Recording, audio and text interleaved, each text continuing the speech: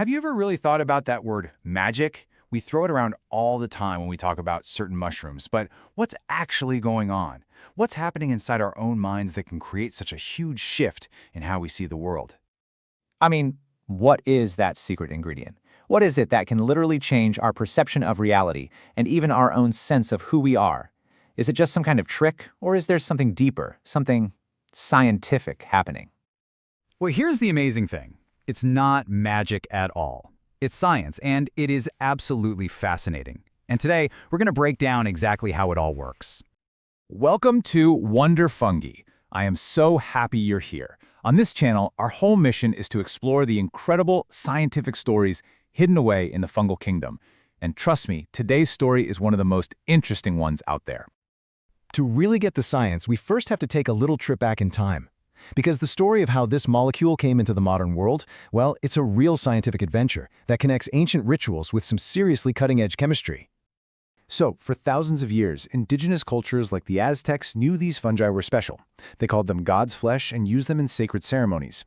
But for modern science, our story really kicks off in 1957. A mycologist named Roger Heim identifies the psilocybe genus in Mexico. And what does he do? He sends a sample to a Swiss chemist named Albert Hofmann. And yes, if that name sounds familiar, it's because he's the same guy who discovered LSD.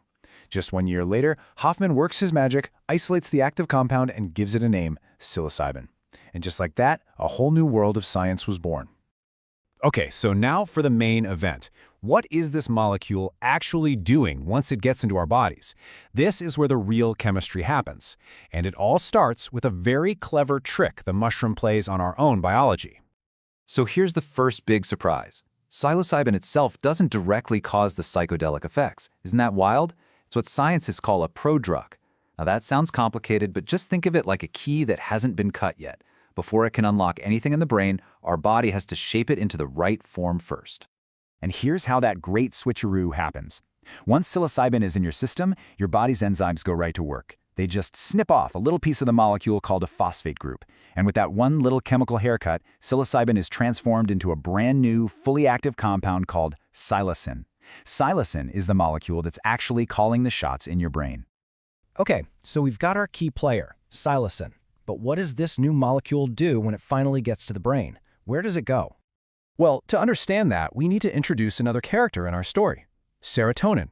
You've probably heard of it. Serotonin is a super important neurotransmitter.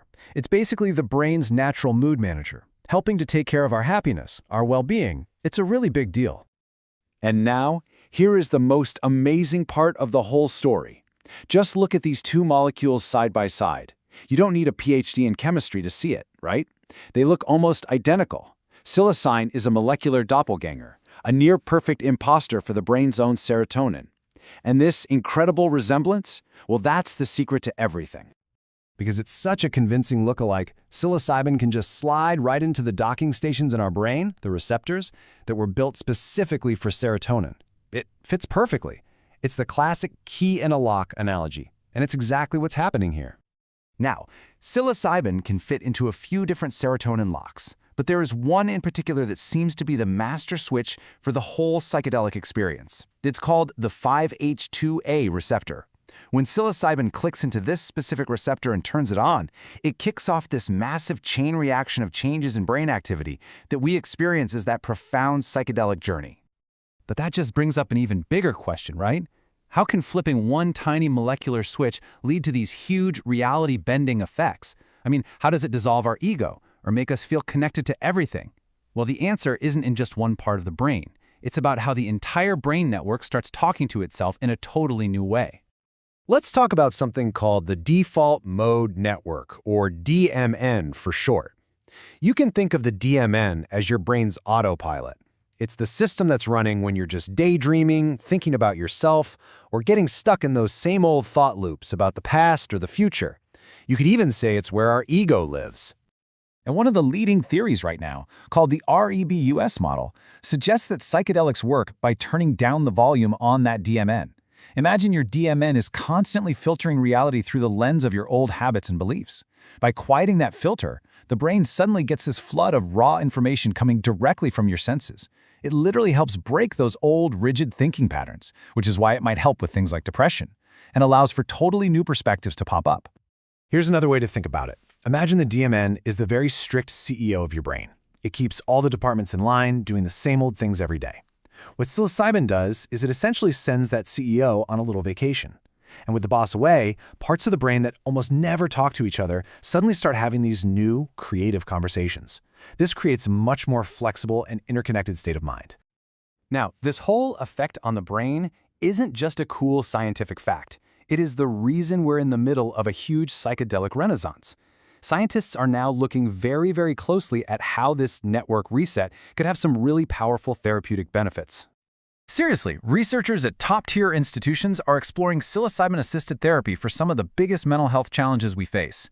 We're talking about severe depression that just won't go away with other treatments, the incredible anxiety that people face at the end of their lives, and even tough-to-beat substance use disorders. And you don't have to take my word for it. This research is being taken very seriously. As Dr. Tiffany Farchione at the FDA says, the initial results are really promising. This is not fringe science anymore. This is the cutting edge of psychiatric medicine. In fact, the potential is seen as so significant that the FDA has actually granted psilocybin breakthrough therapy designation for depression. That's a special status they only give to speed up the development of drugs that show the potential to be a massive improvement over anything we currently have. So while all this science is incredibly exciting, a real understanding means we also have to talk about safety, legality, and responsibility. This part is absolutely essential. It's important to remember that all content on Wonder Fungi is for educational, documentary, and scientific purposes only. This information is not medical advice. Psilocybin is a Schedule I substance in many countries and carries significant legal and medical risks, including for those with a personal or family history of psychosis. This channel does not encourage or condone any illegal activity. Always consult a medical professional. So there you have it, from an ancient sacrament to a modern lab, and now to a potential medical breakthrough. The story of psilocybin is just such a powerful reminder of all the secrets still waiting for us in the natural world. Thanks so much for joining us on this journey at Wonder Fungi. If you are as curious about the fungal kingdom as we are, definitely be sure to like and subscribe for more.